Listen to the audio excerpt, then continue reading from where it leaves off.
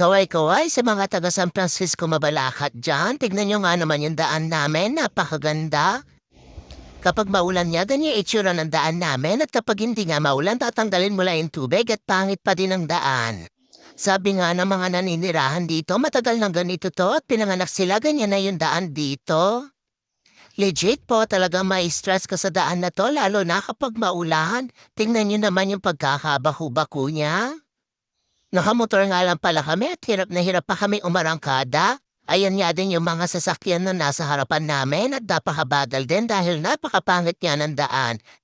Shoutout nga sa namamahala dito sa San Francisco na may mapasemento na po kahit yung 100 lang. Para naman din po hindi kawawa yung mga naninirahan dito, tinan nyo naman yung daan talaga nangangain ng gulong yan. O sa nagbabalak na pupunta sa amin, tingnan nyo muna yung daan sa amin bago kayo tumuloy ha. Yun lang po,